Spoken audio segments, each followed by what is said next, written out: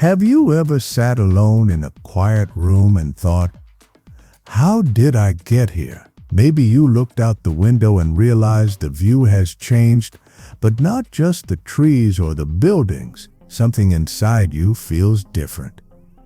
You're surrounded by people, yet feel invisible. You've given your life to your family, to your work, to building something meaningful, and now you're left wondering if this is how it was all supposed to end. That was me.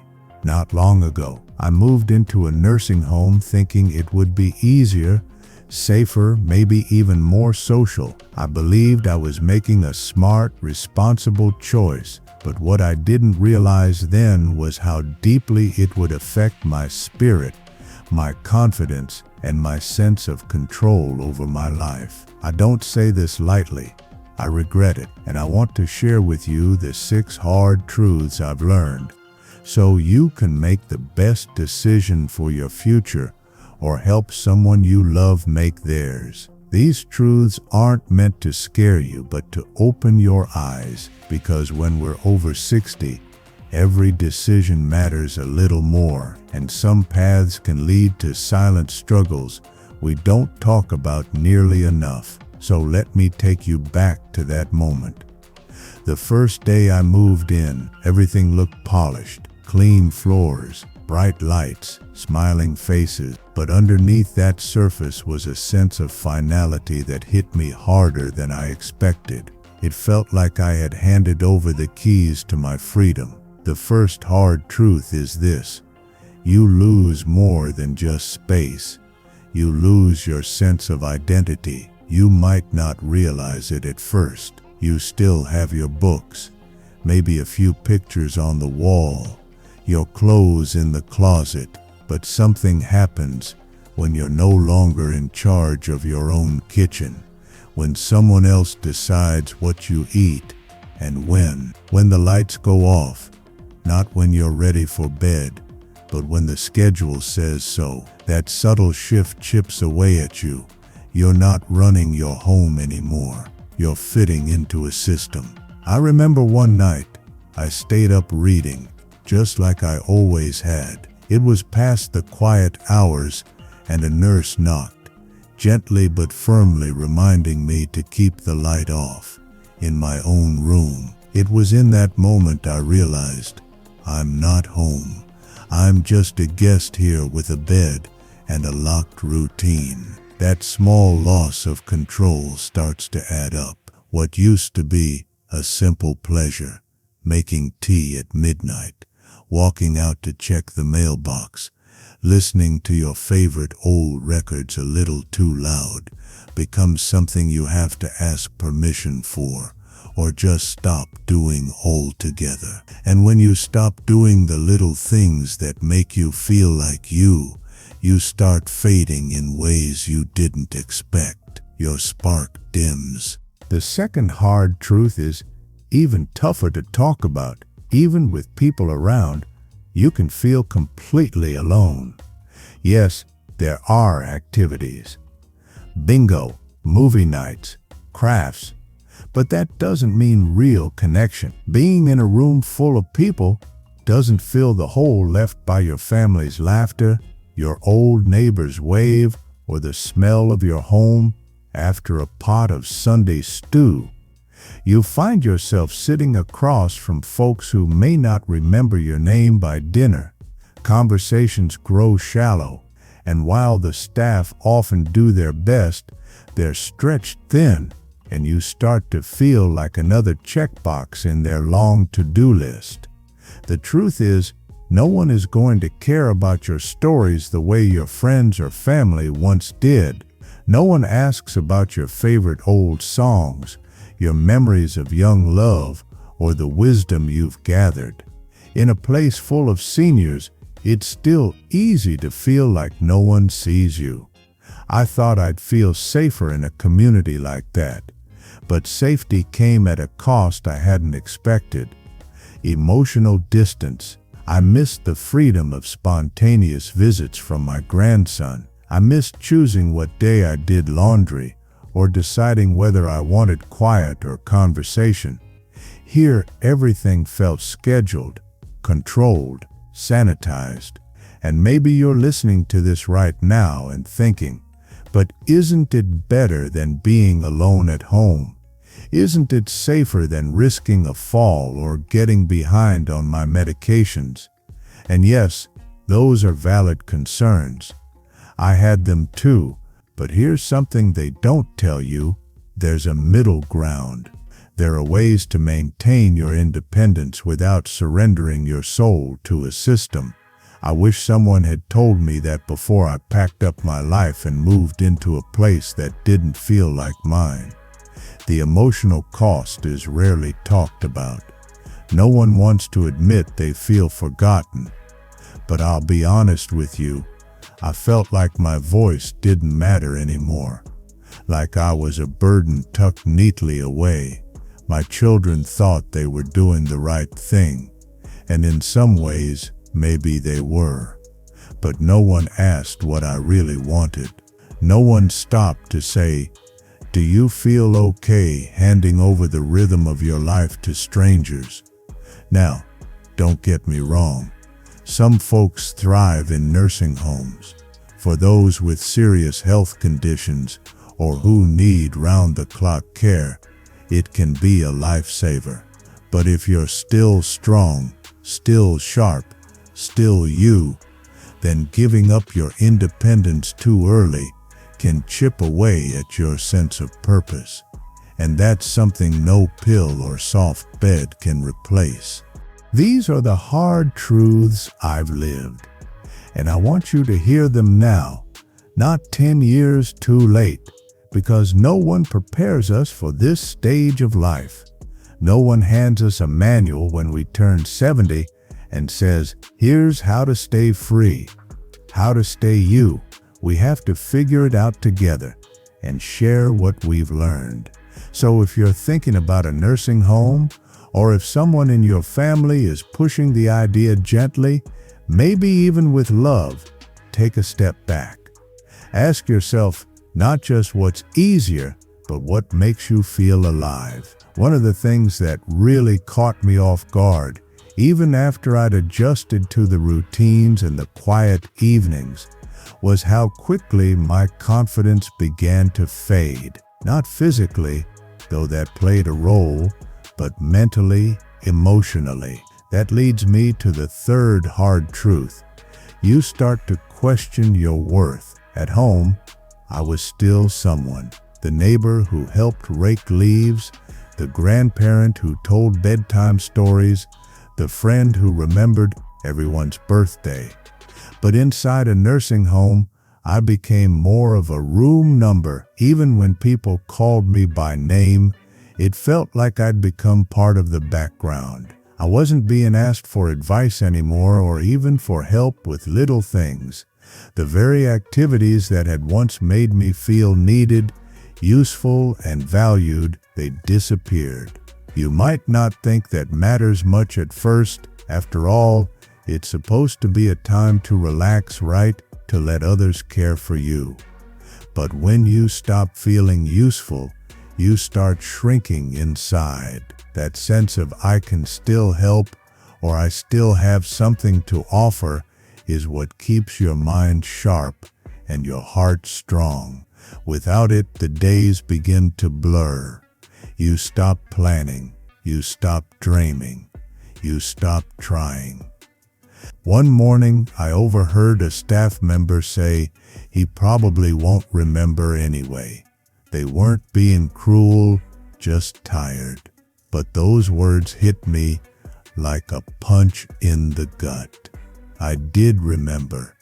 I remembered everything. I remembered my first car, my wedding day, the smell of fresh bread in my mother's kitchen. I remembered who I was, but it felt like no one else did. The fourth truth is this. Your physical health can actually decline faster in a place meant to protect it. That might sound backward, but stay with me. When I lived at home, I was moving constantly, watering plants, cooking meals, bending down to tie my shoes, walking to the mailbox. These little things added up. My body was in motion. But in the nursing home, everything was brought to me: meals, laundry, even my medications were delivered to my room like clockwork. Sounds convenient, right?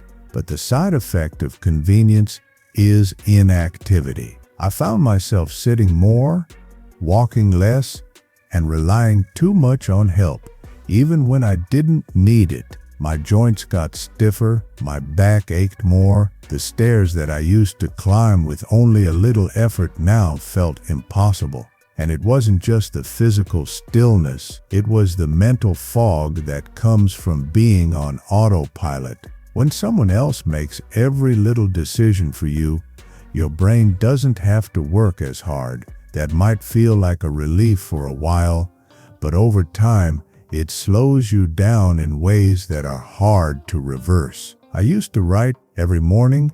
I'd sit by my kitchen window and scribble thoughts in a journal, memories, reflections, poems. In the nursing home, I stopped. Not because I didn't have time, but because the days didn't inspire me anymore. They all looked the same. Nothing stirred me. Nothing pushed me to put pen to paper. That mental silence, it was deafening. And here's something no one talks about, but it needs to be said: when people assume you're no longer growing, they stop investing in you. That's the fifth hard truth. Family visits start to shrink. Friends move on. Even staff, bless their hearts, begin to treat you like someone who's coasting toward the end rather than someone still climbing.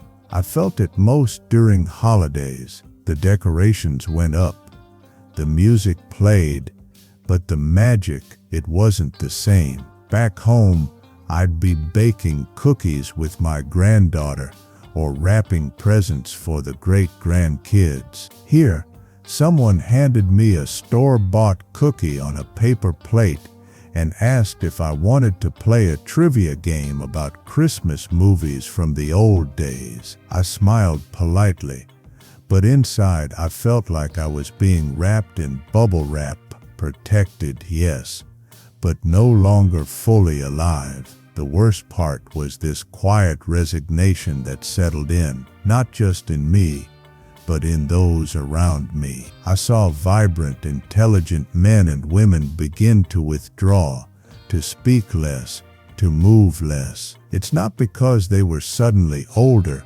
it's because their world became smaller. And when your world shrinks, your spirit can too. It's easy to think of a nursing home as the safe choice. It's marketed as security, and yes, there are good ones, and there are times when it's absolutely necessary. But what I'm telling you is this: safety should never come at the cost of your dignity, your independence, or your purpose. You deserve more than a chair by the window and a schedule taped to the wall.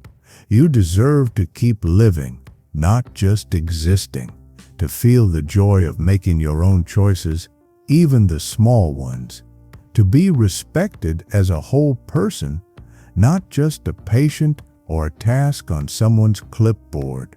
When we reach this stage of life, we don't want to be managed.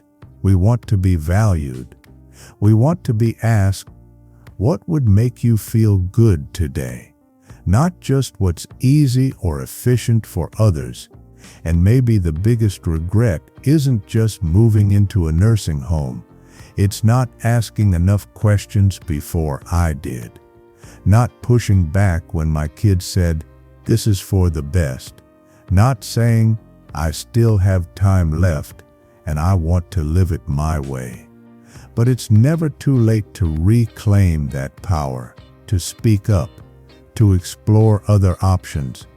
Maybe it's hiring a little help at home, or moving in with family, or even finding a smaller community that feels more like family than facility. Because when you know these truths, You can choose with your eyes wide open, not out of fear, not out of guilt, but with clarity and courage. Let's talk about something that most people avoid, especially when it comes to aging: loneliness in a crowd. That's the sixth and final truth, and honestly, it's the one that still stings the most. You'd think that being surrounded by people all day, other residents, staff, nurses, would mean you're never alone. But what I learned is, you can feel lonelier in a crowded room than you ever did sitting quietly in your own home.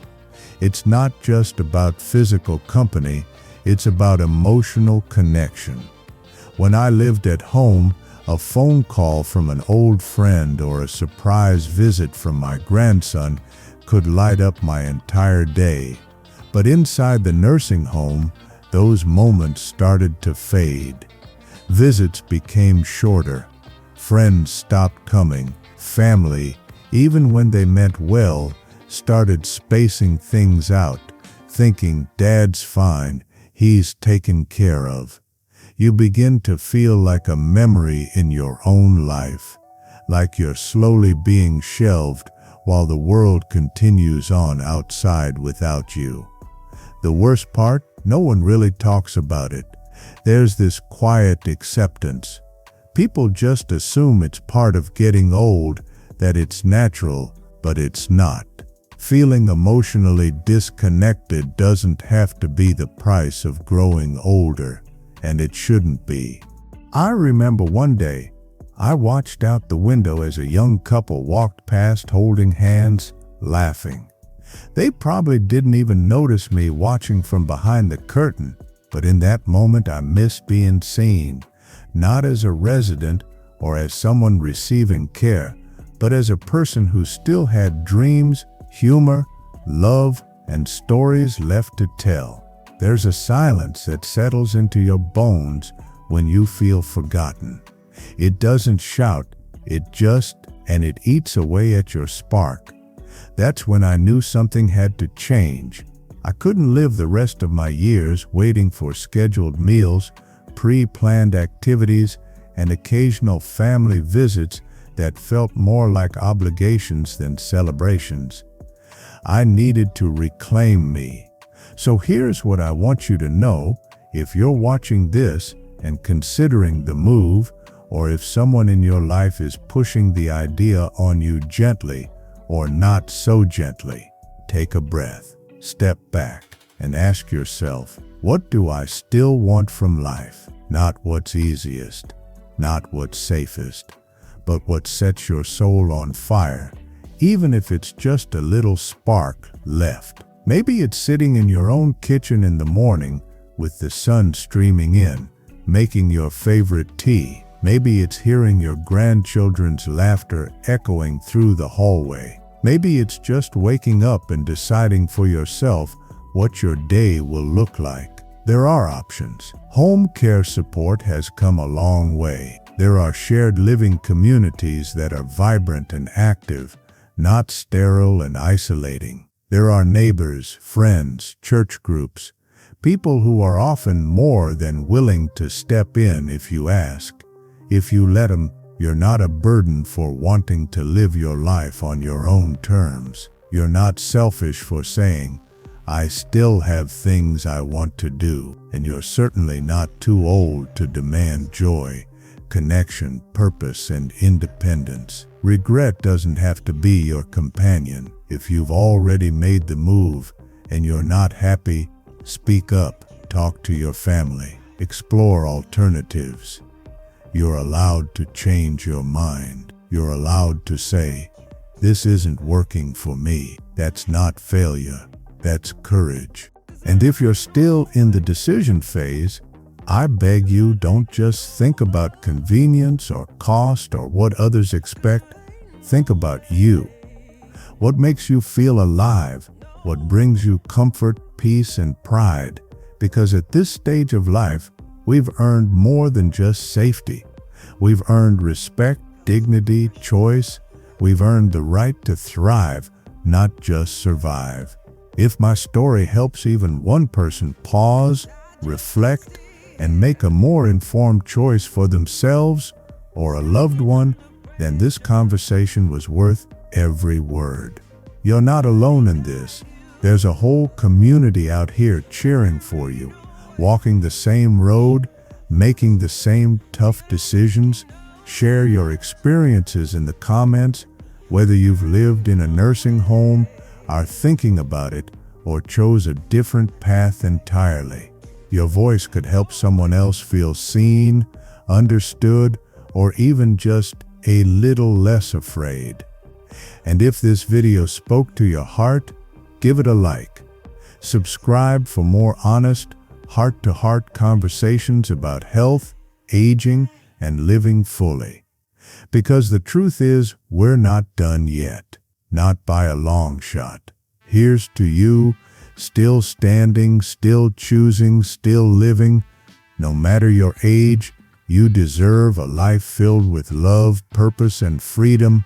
Stay strong, stay bold, and keep reaching for the life you truly want.